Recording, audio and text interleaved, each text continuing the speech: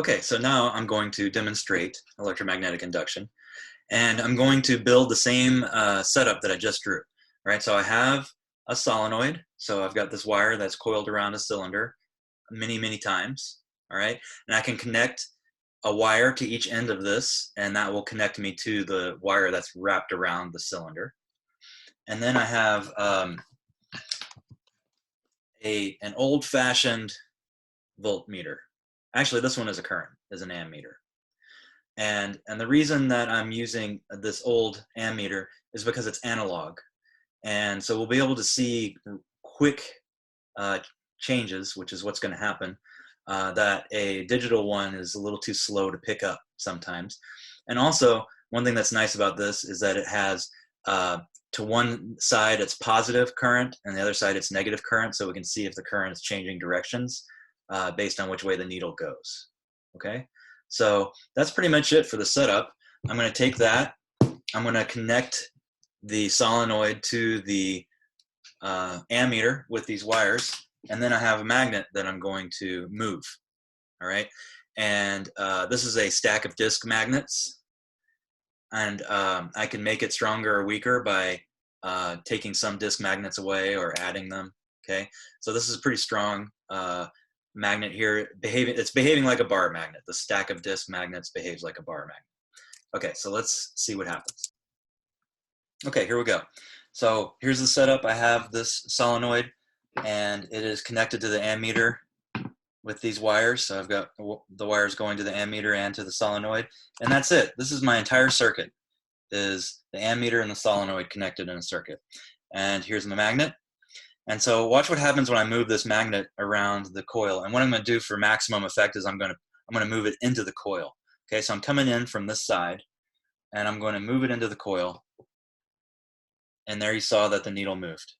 Okay, so I created a current. Note the units is microamperes, so that's millionths of an ampere. It's not a lot of current, but it's clearly creating a current. Now when I pull it out,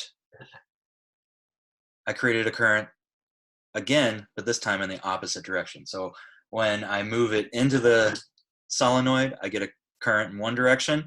When I move it out of the solenoid, I get a current in the other direction.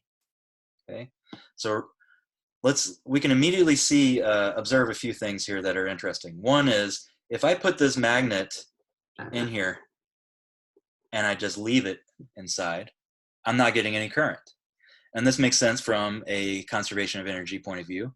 If I'm converting mechanical energy into electrical energy, then if this thing has no mechanical energy, it's not moving, then we shouldn't expect any electrical energy to be created from nothing, right? That's conservation of energy. Energy can't be created or destroyed. So as long as the magnet's moving, I have a current. And if I can move it back and forth continuously like this, then I can keep a current going. This current keeps flipping directions, and this is called an alternating current because it keeps changing its direction.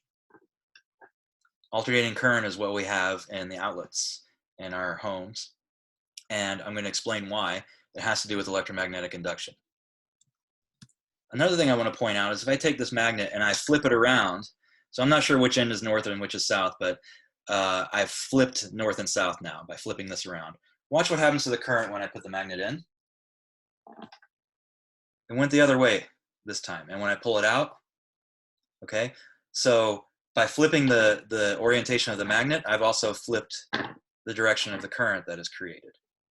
Another thing that we can observe is if I split this magnet into two, so I've got a weaker magnet, and now I bring it in, I get current, but I'm not pegging the needle all the way to the edge of the meter, right? So I'm not getting as much current. So a stronger magnet gives me more current.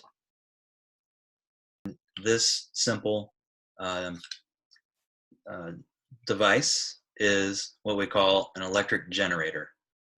It takes mechanical energy and it converts it into electrical energy.